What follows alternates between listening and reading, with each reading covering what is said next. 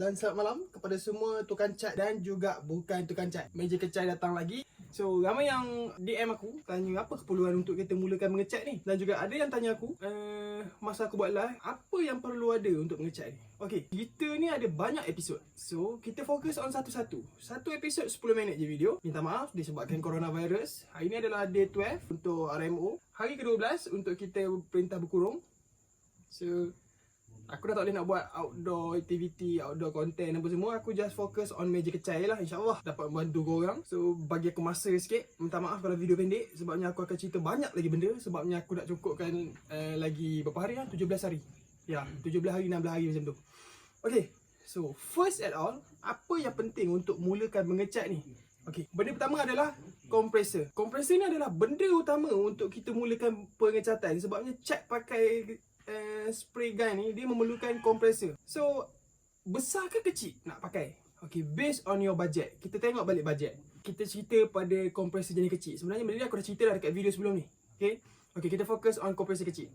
Kompresor kecil ni boleh pakai untuk cat kulit enjin sesuai, masih sesuai untuk digunakan. So, dalam berapa puluh liter? 60 liter ke 80 liter? Tak pasti ke 50? Aku tak pasti lah berapa liter. Tak ingat. Aku ada yang kecil. Kalau kau tengok video lama aku, kau tulis je Akid Ahmad kompresor, akan keluar kompresor lama aku dan kompresor baru aku. Okay, horsepower dia sama, 3 horsepower. So, bila kecil, kita semua chassis 125 RZ ke, contoh macam belakang. Okay, contoh dia macam ni. Kita semua chassis ni, kita main dekat area depan. Ini kita menceritakan menggunakan kompresor kecil. Kita semua dekat depan clear sebabnya warna, kita tak kisah warna, kita boleh berhenti untuk sambung balik. Tapi clear kalau boleh kita siapkan sekali jalan. Okay, contoh kompresor kecil kita sembur dekat sini. Sampai dekat sini kompresor dah mula charge. Kau pusing sampai sini, kompresor tak habis lagi charge. Maksudnya dekat situ, kompresor tu akan overheat dan dia akan merosakkan kau punya kompresor lah. Kadang-kadang dia tak rosak pun. Bila dia dah overheat, enjin akan mati. So dekat mana, di mana dekat situ, kau dah tergantung nak sembur chassis kau kat belakang tadi. Okay, seterusnya, pada pendapat aku pula, aku lebih syorkan korang beli kompresor besar. Memang mahal sikit, tak apa. Mulakan dengan kompresor kecil. Sebabnya, aku pun dah main cat dalam 2 tahun, 3 tahun ni. Aku pun mula dengan kompresor kecil. Aku beli konon-kononnya untuk biking motor sendiri macam tu lah, untuk isi angin. Tapi hakikatnya jadi terbalik. Sebabkan motor aku dulu kata light, aku nak pakai medium, aku kena sembur barang aku. So dekat situ mulanya berlaku belajar mengecat dengan kawan aku, nama dia AP. Insert gambar AP sikit, sah belanja dia dengan ikan dia. Dia sekarang ni dia tak mengecat dah, dia main ikan je AP sekarang ni. Okay, makin besar tank makin bagus. Kenapa? Sekiranya kau sembur chassis tadi daripada depan ke belakang, kompresor kau masih lagi ada angin dalam tank. Macam kompresor besar aku, saiz dia 150 liter. Memang besar. Selesa gila pakai. Untuk main warna, kita boleh pakai angin slow. Tapi clear, kita nak angin kuat. Kita nak debu tu, supaya kita punya finishing cantik lah. Okay, so macam biasa, aku fokus on yang besar. Kalau ada modal lebih sikit, tekan sikit modal tu, supaya kita dapat pakai yang besar terus. Beli yang kecil, nanti nak kena beli pula yang besar. Beli yang kecil 5,600, beli yang besar 1,500. Baik beli tu yang besar 1,500, 1,600, 1,800 macam tu lah, atas on brand, jenama dan pelbagai. Okay, kemudian aku nak ceritakan pasal kompresor dia lagi. Kita fokus on maintenance. Pastikan ada maintenance setiap minggu. Apa yang maintenance kita kena buat? Selalu buat, okay, untuk harian, kita kena buang air dalam tangki.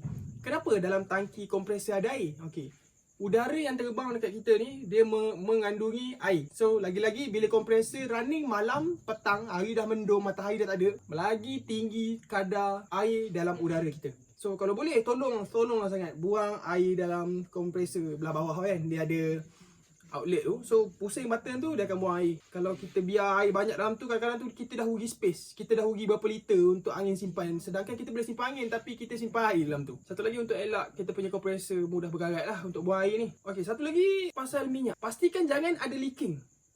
Pastikan level minyak duduk pada paras level yang di-show kan. Okay, contohnya kalau untuk kompresor yang besar aku ni, dia akan ada satu point kat tengah. So, minyak kena ada paras tu. Daripada kaca bulat tu, dia akan ada dekat tengah separuh tu.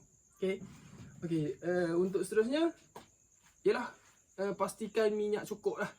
Maintenance seminggu sekali tu, cek minyak, jangan ada leaking. Okay, kemudian bila kau beli kompresor baru ni, aku dah cakap dekat video sebelum ni, pastikan belting dengan engine. Maksudnya piston dengan engine elektrik tu, pastikan dia lurus. Jangan bagi dia sengit macam ni.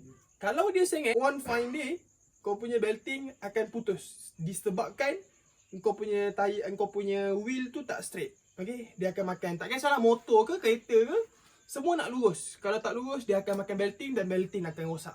Kemudian bila beli kompresor baru, aku dah cakap juga dekat video sebelum ni. So kita fokus lagi. Pastikan mula-mula beli tu, pastikan semua skru ketat. Bila kau dah centerkan lurus, automatik kau akan ketatkan skru. Kau luruskan belting, kau luruskan wheel, automatik kau akan ketatkan skru. Check semua skru yang ada pada kompresor. Sebabnya kilang yang buat kompresor ni, dia orang buat beribu produk kompresor ni, bukan sebiji dua. Okay.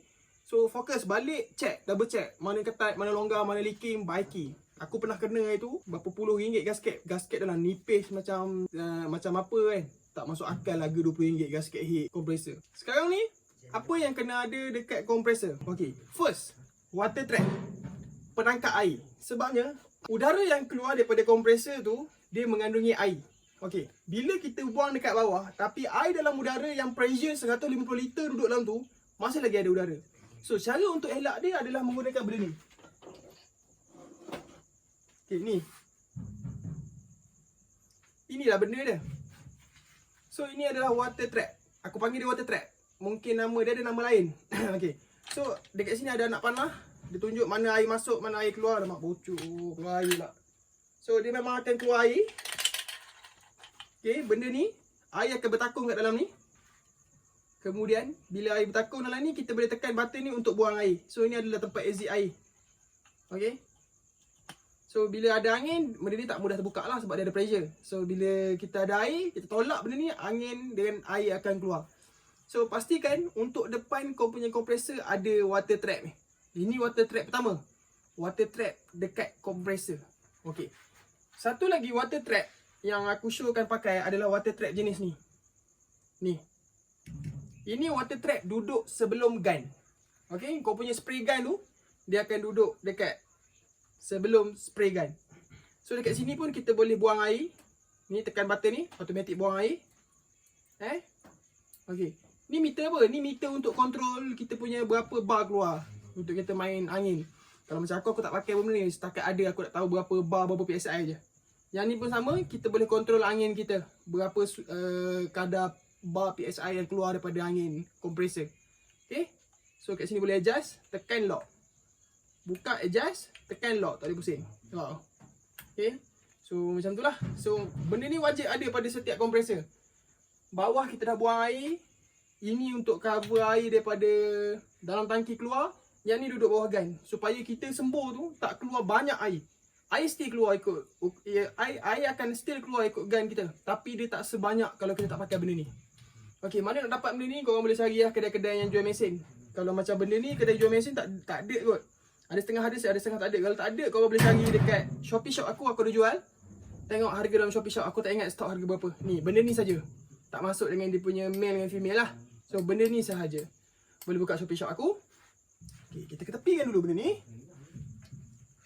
Part kompresor. Okay, sekarang ni kita fokus on tempat mengecat. Tempat mengecat ni kalau boleh, macam korang sedia tahu, tempat mengecat nak bertutup. Tapi kalau kau tengok video aku tak pernah pun ada tempat cat bertutup. Sebab apa?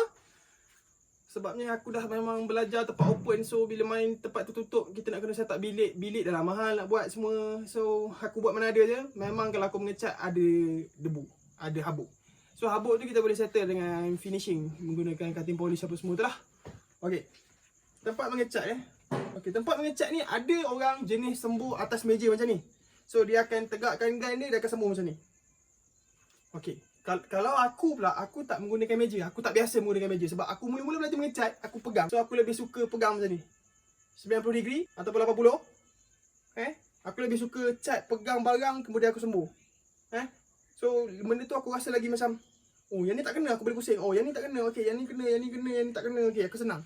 Kalau duduk atas meja, aku jadi kaku. Aku macam, yang ni dah kena ke tak? Yang ni aku tak pandai. So aku lebih suka pegang barang aku. Bila aku sembur tu dia jadi macam, okay lah, okay. Okay, semua kena, okay. Aku pun boleh tengok kat mana aku nak tengok, okay. Aku tak payah nak pusing meja. Ada setengah orang macam tu, tapi kita ikut cara masing-masing mana yang korang selesa. Okay, selepas dicat, kalau boleh kita, okay, contohlah barang ni. Apa barang? Okay, kita ambil satu barang. Okay, contohlah barang ni dah siap dicat. Dah siap pun disembur. Okay, kalau boleh kita siap sembur. Kita letak je gun. Kita ambil barang ni, kita terus sangkut, simpan.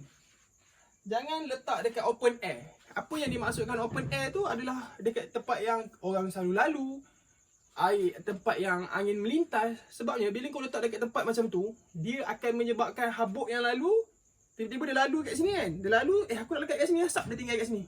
Yang lain member dia okey bla bla bla bla. Sebabnya kita jangan biarkan ada tempat yang orang cakap angin lalu. Takut habuk tu lalu lekat. Satu lagi lemah lepas clear, lepas cat ni, ulat. Contoh ulat yang terbang ni, dia memang suka dengan cat. Tak tahu kenapa. So dia macam ada satu chemical yang dia rasa, sedapnya benda ni. So dia lekat. Bila dia lekat tu, kepala kau akan serabut lah. Bodoh lah ulat ni. Cara nak solve dia, menggunakan masking tape, jemput, semua balik clear supaya dia dapat tutup balik kesan ulat tadi. Nasib baik lepas, kalau nasib tak baik kena buat balik semula lah. Tak payah buang colour, gosok kertas pasir balik tunggu kering. Okay. So ni warna yang kita orang cat. Kalau korang nak cat yang kita orang, boleh contact share. Tapi pastikan settle COVID dulu, settlekan kita. Bila contact share tu, share ke beritahu. Okay, barang banyak lagi tak dapat nak hantar bro. So kita next, kita orang akan update balik bila masa sesuai untuk hantar kat kita orang. Okay. Contact share, jangan contact Akid Ahmad. Akid Ahmad tak sempat. Share, ambil untuk order barang semua. Okay. So ni warna yang kita orang cat. Kulit yang kita like, dia dah berdebu lama lah simpan. Okay.